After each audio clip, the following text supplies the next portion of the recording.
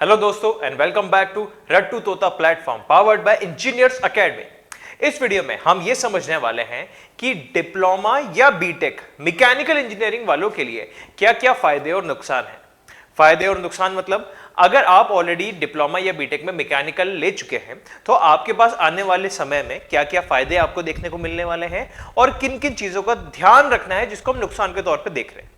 और अगर आप वो स्टूडेंट हैं जो अब अपनी ब्रांच चूज करने जा रहे हैं या तो डिप्लोमा की या बीटेक के लिए, तो आप मैकेनिकल इंजीनियरिंग के लिए सारे पॉइंट्स यहां पे ध्यान से समझ सकते हैं कि फायदे और नुकसान दोनों को देख लीजिए और अपने अकॉर्डिंग फिर डिसाइड कीजिए। ठीक है, तो चलिए दोस्तों, सबसे पहले हम स्टार्ट करते हैं फायदे से। सबसे पहला फायदा, जैसे कि आपको पता है कि आज की डेट में मैकेनिकल इंजीनियरिंग के यूज, इसके एप्लीकेशन, इसका इस्तेमाल दुनिया के हर सेक्टर में हो रहा है। एग्जाम्पल के तौर पे मैकेनिकल इंजीनियरिंग आपको रोबोटिक्स में भी मिल जाएगी, बड़े बड़े पावर प्लांट्स, बड़ी बड़ी रिफाइनरी में भी मिल जाएगी, और साथ ही साथ अलग अलग जो मशीनरी हुई, चाहे वो पूरी कंप्लीट मैकेनिकल मशीनरी हो या फिर इलेक्ट्रिकल और मैकेनिकल के यूज कंबाइन करके कोई मशीनरी हो, लेकिन हर मशीनरी, हर पावर प्लांट, हर रोबोटिक्स के फील्ड में, चाहे वो इंडस्ट्री हो चाहे कोई फैक्ट्री हो, हर जगह मैकेनिकल के एप्लीकेशंस आज देखने को मिल रहे हैं। दूसरा, पैसा बहुत है, क्योंकि मैकेनिकल इंडस्ट्री एक ऐसी जगह है जहां पे आपने डिप्लोमा किया हो या बीटेक, अगर आपको इंटरेस्ट है मैकेनिकल में तो आप नई नई चीजें सीखोगे। तो ये जो आपके सीखने की ललक, ये जो सीखने की चाहत है, सीखने की इच्छा है, ये सीखने की वजह से आप पैसे तो बहुत कमा लेंगे। ठीक है, यहां ऐसा नहीं कि भाई पैसा ही नहीं है, कोई पैसा देने को तैयार नहीं, बिल्कुल पैसा देने को तैयार है, लेकिन शर्त है कि आपको सीखने की चाहत होनी चाहिए, सीखने की ललक अंदर से होनी चाहिए। ठीक है, तो मैकेनिकल में पैसे की तो कोई टेंशन नहीं, पैसा बहुत है अगर आपको काम आता है तो। तीसरी चीज, मैकेनिकल में इतने ज्यादा इंडस्ट्री के एप्लीकेशन है कि आप सोच नहीं सकते। एग्जाम्पल के तौर पे स्टील इंडस्ट्री, आपको पता ही है, स्टील इंडस्ट्री मतलब जो लोहा आता है, लोहे से स्टील बनाना। तो जमशेदपुर में जो टाटा स्टील इंडस्ट्री है, वो लोहे से कैसे स्टील बनाती है, बीच में जितने भी प्रोसेस है वो मैकेनिकल इंजीनियरिंग वालों से जुड़े हुए हैं। दूसरा, सीमेंट इंडस्ट्री। सीमेंट इंडस्ट्री में अब आप बोलेंगे कि सर सीमेंट बनाना मैकेनिकल से थोड़ा ना जुड़ा हुआ है। दोस्तों, सीमेंट बनाना नहीं, लेकिन सीमेंट इंडस्ट्री में मान लीजिए सीमेंट को एक जगह से दूसरी जगह पहुंचाना होता है, तो बड़े बड़े पाइपलाइन, पंप, टरबाइन, जनरेटर लगे रहते हैं, बड़ी बड़ी कन्वेयर बेल्ट लगी रहती है। कन्वेयर बेल्ट कितनी चौड़ी होगी, कितना स्पीड पे घूमेगी, कितना वजन कितना ले जा सकती है, ये सारी चीजें किसकी है? मैकेनिकल इंजीनियर्स की। तीसरा, मेटलर्जिकल इंडस्ट्री। मेटलर्जिकल इंडस्ट्री, जैसे आपको मैंने बताया कि स्टील कैसे बनता है, लोहे में कुछ एलॉयज डालने के बाद स्टील बन जाता है, क्रोमियम, मैग्नीशियम, अलग अलग एलॉयज डालने के बाद। तो ये सारी कहां पे आती है? मेटलर्जिकल इंडस्ट्री में आ रही है। चौथा, consumer goods industry. Consumer goods मतलब जैसे कि मान लीजिए, एग्जांपल मैं आपको एक देता हूं। कंज्यूमर गुड्स मतलब मान लीजिए कोई भी शैंपू बनाने की फैक्ट्री है या बॉडी लोशन बनानी है, कोई भी क्रीम बनाने की फैक्ट्री हुई। अब इसमें जितने भी प्रोडक्ट्स हैं, जितनी भी चीजें हैं, ये सारी की सारी हमारी कहां पे आती है? कंज्यूमर गुड्स में। अब कंज्यूमर गुड्स में बनाने का काम भले ही मैकेनिकल से जुड़ा हुआ नहीं है, लेकिन बनाने के बाद कितना माल ट्रांसपोर्ट होना है, ये सारा कहां पे आता है? मैकेनिकल इंडस्ट्री में आता है। ओके,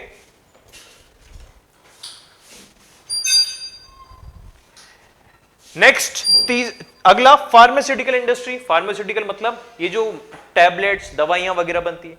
अब यहां पे भी किसी चीज का प्रोडक्शन हो रहा है, तो जहां पे भी किसी भी चीज का, चाहे वो कोई कील या प्लायर बना रहे हो या फिर कोई दवाई बना रहे हो, जब भी प्रोडक्शन होता है तो प्रोडक्शन को संभालने वाले के लिए मैकेनिकल इंजीनियर्स की जरूरत होती है। Next, textile. कपड़े की फैक्ट्री हुई, तो कपड़े की फैक्ट्री में तो आपने टीवी में भी देखा होगा, फोटोज में भी देखा होगा, वीडियोस में भी देखा होगा कि कपड़े बनाने की इंडस्ट्री में तो बड़ी बड़ी मशीन्स यूज होती है, तो जहां पे मशीन्स है वहां पे मैकेनिकल इंजीनियर।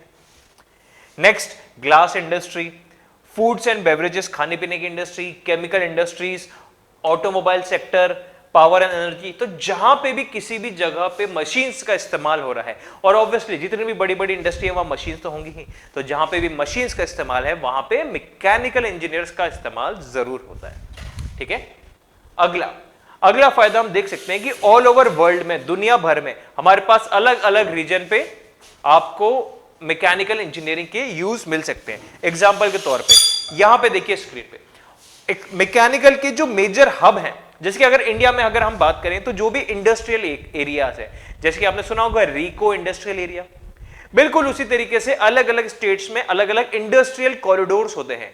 उन इंडस्ट्रियल एरियाज में अलग अलग फैक्ट्रीज, वेयर हाउसेज, वर्कशॉप्स होती है, और वहां पे जहां पे भी बड़ी बड़ी लेवल पे मशीनरी है, बड़े बड़े वेयर हाउसेज, मशीन, फैक्ट्रीज है, वहां पे मैकेनिकल इंजीनियर तो होना लाजमी है। ओके, तो उस तरीके से जैसे इंडिया में चेन्नई है, बैंगलोर है, और एनसीआर का गुड़गांव का काफी सारा पार्ट है, जमशेदपुर है, ये सब बहुत बड़े बड़े मैन्युफैक्चरिंग हब्स हैं अलग अलग चीजों के, जहां पे मैन्युफैक्चरिंग हो रही है वहां पे मैकेनिकल इंजीनियर है। ठीक है, और ऐसा केवल इंडिया में नहीं, all over country, all over the world, अलग अलग कंट्रीज में अलग अलग जगहों पे बहुत बड़े बड़े लेवल पे मास प्रोडक्शन हो रहा है अलग अलग चीजों का। जहां पे बल्क में चीजों का प्रोडक्शन हो रहा है, वहां पे बल्क में मैकेनिकल इंजीनियर्स को भी चाहिए उनको संभालने के लिए। तो जॉब बहुत सारी जगह है, और आपको तो पता ही होगा जितने भी अरेबियन कंट्रीज हैं, दुबई, कतार, यमन, सऊदी अरेबिया, इन सारी कंट्रीज में कितने बल्क में अभी मैकेनिकल इंजीनियर्स ही हैं, जो ज्यादा से ज्यादा जो काम हो रहे हैं वो मैकेनिकल इंजीनियर से ही जुड़े हुए हैं, ना ही इलेक्ट्रिकल ना ही केमिकल, सबसे ज्यादा मैकेनिकल इंजीनियर्स। और लास्ट फायदा, जो भी मेरे आप पीछे ये फोटोज देख रहे हैं, जैसे कि अरविंद केजरीवाल हो गए, अरविंद केजरीवाल दिल्ली के सीएम, ये भी एक मैकेनिकल इंजीनियर है। कल्पना चावला, जिनका जो नासा में थी, ये इंडियन ओरिजिन की, हरियाणा करनाल शहर की इनकी पैदाइश है, और अमेरिका में नासा में एक एस्ट्रोनॉट थी, और वहां उनका एक स्पेसक्राफ्ट स्पेस से आते हुए क्रैश हो गया था, तो इनकी मौत हो गई। ये भी एक मैकेनिकल इंजीनियर है। साउथ इंडिया के बड़े बड़े हीरोज कीर्ति, नागार्जुना, ये भी मैकेनिकल इंजीनियर है। इवन इन्होंने तो मैकेनिकल इंजीनियरिंग से डिप्लोमा किया था। तो दोस्तों, मैकेनिकल इंजीनियर्स में कोई काम की सीमा नहीं। आपने अगर मैकेनिकल इंजीनियरिंग कर ली तो आपके पास न्यूमरस हजारों तरीके के काम है, आपको दिमाग इतना खुल जाएगा कि आप जहां चाहें वहां पे मेहनत करके आगे बढ़ सकते हैं। तो मैकेनिकल इंजीनियर्स के ही कुछ एग्जांपल्स और जानी मानी हस्तियों के ये चेहरे हैं। चलिए अगला फोटो, अगला अब हम देखते हैं नुकसान क्या है। देखिए, मैकेनिकल इंजीनियरिंग में पहला नुकसान, काफी लोगों को लगता है कि मैकेनिकल इंजीनियरिंग मतलब हमेशा मशीन्स या फिर फैक्ट्री में ही घिरे रहेंगे। ऐसा जरूरी नहीं है। माना आपका काम किसी मशीन या फैक्ट्री में है, लेकिन आपको डेस्क जॉब भी करना पड़ सकता है। डेस्क जॉब मतलब एक जगह कंप्यूटर पे या एक डेस्क पे बैठ के पेपर वर्क भी आपके जॉब का ही एक हिस्सा होता है, जो ज्यादा लोगों को पहले पता नहीं होता, जॉब पे जाने के बाद पता लगता है। तो ये एक नुकसान के तरीके से आप देख सकते हैं।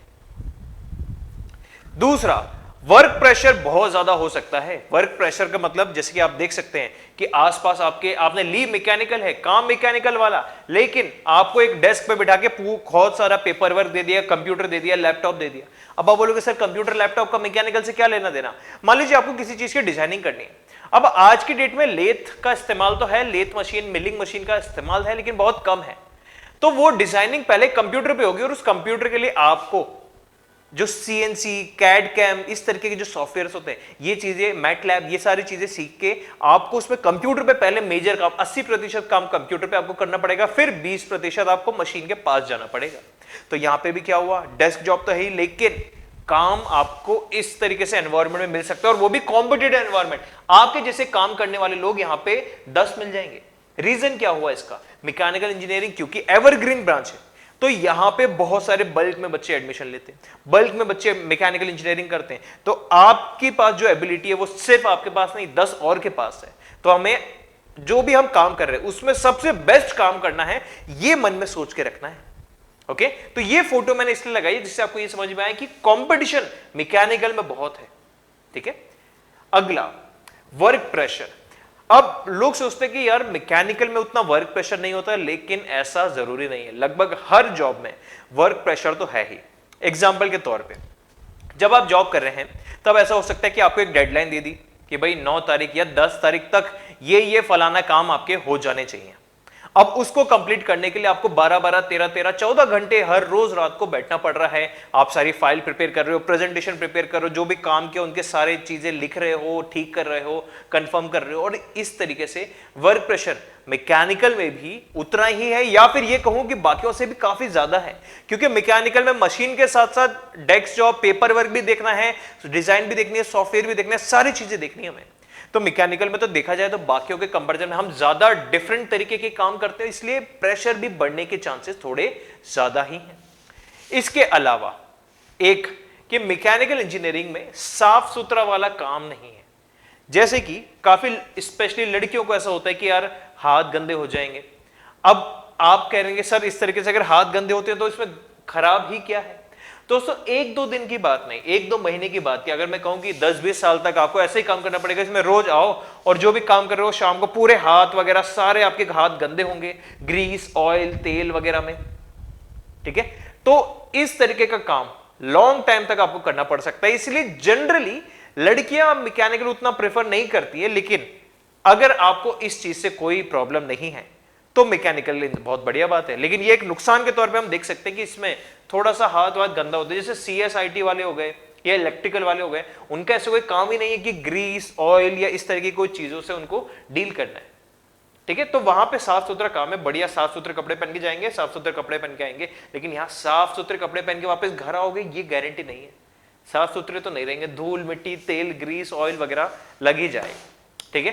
दोस्तों तो ये थे टोटल फायदे और नुकसान मैकेनिकल इंजीनियरिंग के रट्टू तोता प्लेटफॉर्म से। रट्टू तोता platform one click solution for all your problems. आपके बीटेक और डिप्लोमा के सेमेस्टर के सारे सब्जेक्ट्स का एकमात्र सॉल्यूशन है रट्टू तोता प्लेटफॉर्म। यहां पे आपके बीटेक के या डिप्लोमा के हर सेमेस्टर के हर सब्जेक्ट के लिए हम आपको ऑनलाइन तैयारी करा सकते हैं। आपकी बैक लग गई हम आपकी तैयारी कराएंगे, आपकी कोई सेमेस्टर बैक लगी, ईयर बैक लगी, या कोई भी अगर आपका सब्जेक्ट नहीं क्लियर हो रहा है या आपको लगता है कि कोई ये सब्जेक्ट में मेरी बैक ना लग जाए, तो हम आपको उस सब्जेक्ट के वीडियो लेक्चर्स प्रोवाइड करेंगे, और वो भी इतनी कम कीमत में। पूरी दुनिया के पूरे देश भर के सबसे कम कीमत के होंगे हमारे वीडियो लेक्चर, लेकिन क्वालिटी सबसे हाई, कीमत सबसे कम, और साथ ही साथ आपको हम फ्री गाइडेंस भी प्रोवाइड करेंगे अलग अलग कॉम्पिटेटिव एग्जाम से। अगर आपका टारगेट है कि आपका डिप्लोमा खत्म करके आप SSC JEE की तैयारी करनी है, हम उसकी भी आपकी तैयारी कराएंगे। अगर आपका टारगेट है कि SSC JEE नहीं आपको तो बीटेक करना है डिप्लोमा के बाद, तो हम आपको उसकी भी तैयारी कराएंगे। और बीटेक के बाद आपका टारगेट है कि आपको एमटेक करना है या IIT से मास्टर्स करना है,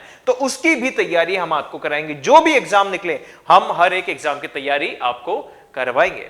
और उसी के साथ साथ आपको अगर इंजीनियरिंग के बाद क्या क्या करियर ऑप्शंस है उसके रिगार्डिंग भी गाइडेंस चाहिए, तो वो गाइडेंस भी हम आपको प्रोवाइड कराएंगे सिर्फ रट्टू तोता प्लेटफॉर्म पे। रट्टू तोता का एंड्रॉइड एप्लीकेशन है जो आप डाउनलोड कर सकते हैं। इस QR कोड को स्कैन कीजिए वीडियो पॉज करके और आप रट्टू तोता का एंड्रॉइड एप्लीकेशन डाउनलोड कर सकते हैं। यह है उसका लोगो, इस तरीके का लोगो मिलेगा आपको रट्टू तोता प्लेटफॉर्म का। और कोई भी अगर आपके मन में सवाल हो या और कोई चीज हो जिस पे आप वीडियो चाहते हैं तो इस वीडियो के नीचे कमेंट करके बता सकते हैं। Thank you and have a nice day. If you really like the video, hit the like button, share the video, comment on our video and subscribe to our YouTube channel and press the bell icon for the latest updates. Thank you.